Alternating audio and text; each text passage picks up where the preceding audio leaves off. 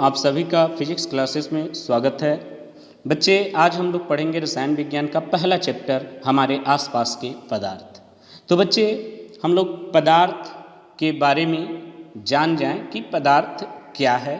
उसके बाद हम आप सभी को स्क्रीन पर डिफिनीशन दिखेगा, आप लोग, मैं बोलते भी चलूँगा, आप लोग नोट कर लेंगे। तो बच्चे, जैसा कि पदार्थ वे सभी वस्तुएं जिनका द्रव्यमान होता है और स्थान घेरती हैं। वे सभी वस्तुएं जिनका द्रव्यमान होता है और स्थान घेरती हैं पदार्थ कहलाती हैं। बच्चे, सभी पदार्थ छोटे छोटे कणों से मिलकर बने हैं। पदार्थ के कण इतने छोटे होते हैं कि हम कल्पना भी नहीं कर सकते।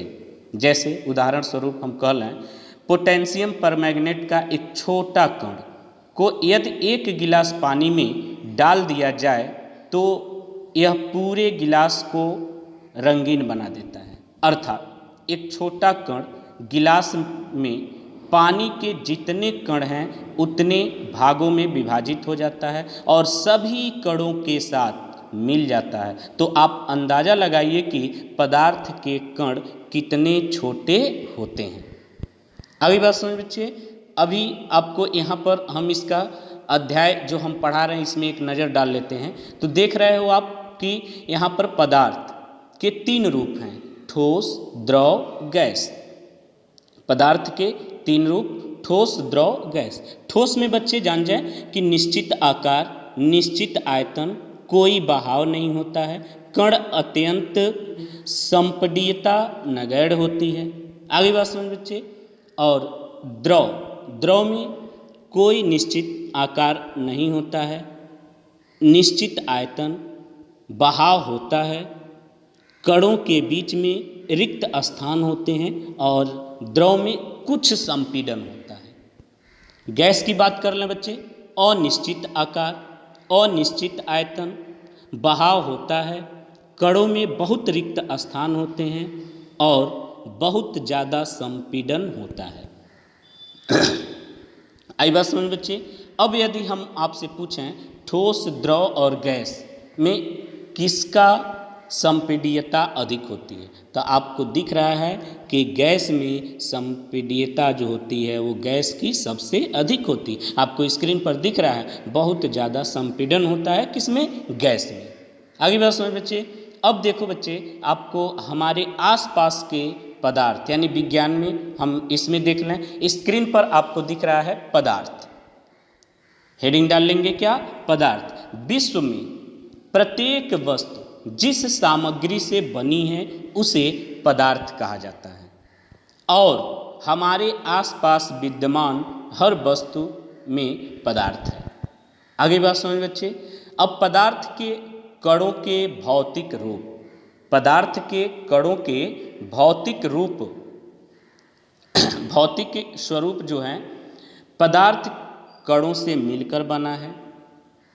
नंबर एक, पदार्थ कणों से मिलकर बना है और नंबर दो, पदार्थ के कण अत्यंत छोटे होते हैं। पदार्थ के कण अत्यंत क्या होते हैं, छोटे होते हैं। आगे बात समझ बच्चे। अब आपको स्क्रीन पर दिख रहा है, हेडिंग डाल के आप नोट करते चलेंगे, पदार्थ के कणों के अभिलाक्षणिक गुण। क्या होते हैं इसके गुण, आपको स्क्रीन पर दिख रहा है। नंबर एक, पदार्थ के कणों के बीच रिक्त स्थान होता है। नंबर दो, पदार्थ के कण निरंतर गतिशील होते हैं, अर्थात उनमें गतिज ऊर्जा होती है। नंबर तीन, पदार्थ के कण एक दूसरे को आकर्षित करते हैं। नंबर तीन क्या है, पदार्थ के कण एक दूसरे को आकर्षित करते हैं। अब आपको स्क्रीन पर दिख रहा है पदार्थ की अवस्था, पदार्थ की अवस्थाएं। तो भौतिक रूप से बच्चे पदार्थ की तीन रूपों में अवस्थाएं होती हैं। भौतिक रूप से पदार्थ अपने तीन रूपों में होता है, ठोस, द्रव, गैस। क्या मैंने बोला, ठोस, द्रव और गैस, ये पदार्थ की तीन अवस्थाएं। आगे बात समझ बच्चे।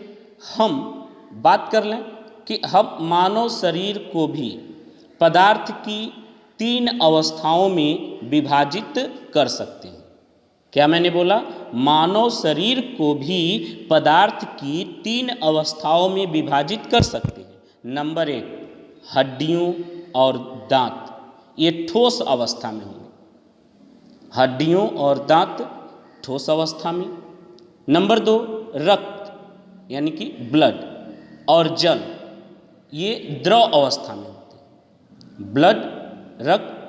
ब्लड अथवा हम कह लें रक्त और जल, ये द्रव अवस्था में होते हैं। नंबर 3 फेफड़ों में हवा, फेफड़ों में हवा गैसीय अवस्था और 70% पानी हमारे शरीर में मौजूद है। 70% पानी हमारे शरीर में क्या है? मौजूद है। नंबर 3 में मैंने क्या बोला? फेफड़ों में हवा यानी कि गैसीय अवस्था और 70% पानी हमारे शरीर में मौजूद है। तो बच्चे स्क्रीन पर आपको दिख रहा है ठोस, द्रव, गैस। क्या दिख रहा है? ठोस, द्रव और गैस। तो इसमें आपको ठोस में क्या दिख रहा है? निश्चित आकार, एक निश्चित आकार होता है ठोस में। ठोस अवस्था में स्पष्ट सीमाएं होती हैं। निश्चित या स्थिर आयतन होता है। इनकी संपीड्यता नगण्य होती है। और द्रव में कोई स्थिर आकार नहीं होता है। द्रव तरल होते हैं और उनमें बहाव होता है। इनका निश्चित आयतन होता है। द्रव में बहुत कम संपीड़न होता है। बात कर लें गैस की, तो गैसों में कोई निश्चित आकार नहीं होता है। इनमें कोई निश्चित सीमाएं नहीं होती हैं, कोई निश्चित आयतन नहीं होता है और गैसों में संपीड़न अधिक होता है। गैसों में संपीड़न अधिक होता है। ये चार्ट हम आपको स्क्रीन पर दिखा रहे हैं, ये बहुत ही इंपॉर्टेंट है बच्चे, इसको आप लोग नोट कर लेंगे। ठीक है बच्चे, आगे बढ़ते हैं। यहाँ पर स्क्रीन पर आपको दिखे ठोस, द्रव और गैस की तीनों अवस्थाओं को दिखाया गया है। ऐसे आप डायग्राम इमेज जो है इसका बना लेंगे। बात करते हैं बच्चे गलनांक। गलनांक जिस तापमान पर, ब्रैकेट में वायुमंडलीय दाब पर कोई ठोस पिघलकर द्रव बनता है, कामा कर लीजिएगा, वह इसका गलनांक कहलाता है। बर्फ का गलनांक 273.16 केल्विन होता है। आगे है बच्चे संलग्न की प्रसुप्त उष्मा। ये इंपॉर्टेंट है बच्चे, संलग्न की प्रसुप्त उष्मा क्या होता है जान जाएं। वायुमंडलीय दाब पर 1 किग्रा ठोस को उसके गलनांक पर द्रव में बदलने के लिए जितनी उष्मीय ऊर्जा की आवश्यकता होती है उसे संलग्न की गुप्त उष्मा कहते हैं। स्क्रीन पर दिख भी रहा है, आप लोग नोट कर लेंगे। आगे हम बात करते हैं बच्चे क्वथनांक की। वायुमंडलीय दाब पर वह तापमान जिस पर द्रव उबलने लगता है, कामा कर लेंगे, इसका क्वथनांक कहलाता है। जल का क्वथनांक 373 केल्विन होता है। आगे आपको दिख रहा है स्क्रीन पर वाष्पीकरण की गुप्त उष्मा। वायुमंडलीय दाब पर 1 किग्रा द्रव को उसके क्वथनांक पर वाष्प में बदलने के लिए जितनी उष्मीय ऊर्जा की आवश्यकता होती है, कामा कर लेंगे, उसे वाष्पीकरण की गुप्त उष्मा कहते हैं। उसे वाष्पीकरण की गुप्त उष्मा कहते हैं। आगे है बच्चे, आपको स्क्रीन पर दिख रहा होगा ऊर्ध्वपातन। ये इंपॉर्टेंट है बच्चे। ऊर्ध्वपातन कुछ ऐसे पदार्थ हैं जो द्रव अवस्था में परिवर्तित हुए बिना ठोस अवस्था से सीधे गैस में और वापस ठोस में बदल जाते हैं। इस प्रक्रिया को ऊर्ध्वपातन कहते हैं। इस प्रक्रिया को क्या कहते हैं? ऊर्ध्वपातन कहते हैं। जैसे हम एग्जाम्पल बोल रहे हैं, उदाहरण आप लोग ध्यान से सुनेंगे। थोड़ा सा कपूर या अमोनियम क्लोराइड लेकर इसका चूर्ण करके चीनी की एक प्याली में डालिए। चीनी की प्याली पर कीप को उल्टा करके रखिए। कीप के सिरे पर कोई रुई का डाट लगा दीजिए। धीरे धीरे गर्म कीजिए। हम देखेंगे कि कपूर या अमोनियम क्लोराइड ठोस से गैसीय अवस्था में बदल जाता है। कीप की भीतरी दीवारों पर पदार्थ के वाष्प संघनित होते हैं। आपको बच्चे स्क्रीन पर यह प्रक्रिया दिख रही है। रुई का टुकड़ा, वाष्प बना अमोनियम क्लोराइड, ठोस अमोनियम क्लोराइड और नीचे बर्नर लगा हुआ है। आगे बात समझ बच्चे, तो ये तो हो गया इसका उदाहरण। ठीक है, आगे आपको दिख रहा है वाष्पीकरण। वाष्पीकरण में एक ऐसी सतही प्रक्रिया जिसमें द्रव पदार्थों में सतह के कण क्वथनांक से नीचे किसी भी तापमान पर वाष्प में बदलने लगते हैं, ऐसी प्रक्रिया को वाष्पीकरण कहते हैं। इंपॉर्टेंट हेडिंग है, इसको आप लोग नोट कर लेंगे। अगला है बच्चे वाष्पीकरण को प्रभावित करने वाले कारक। वाष्पीकरण को प्रभावित करने वाले कारक, पहला कारक है बच्चे सतही क्षेत्रफल।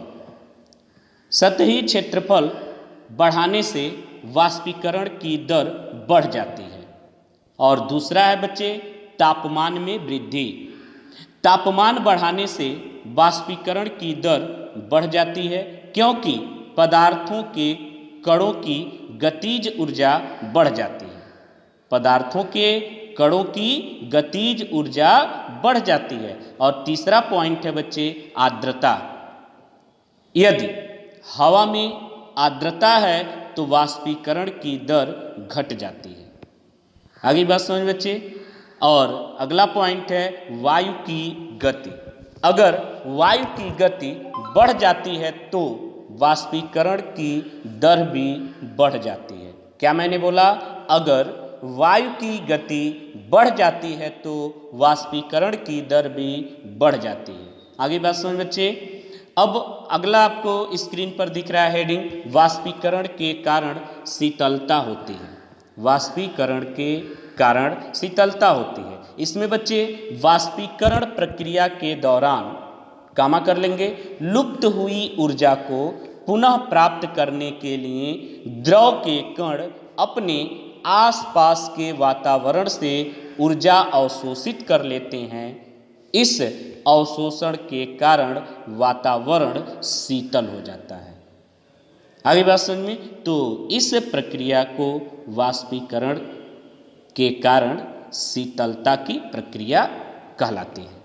आगे बात समझ बच्चे। तो ये आपको स्क्रीन पर जितने हेडिंग्स दिखे, जितना मैंने आज आप सभी को पढ़ाया, उसे अच्छे से नोट्स तैयार करके याद कर लेंगे। आगे बात समझ बच्चे। तो आज के हमारे लेक्चर में बस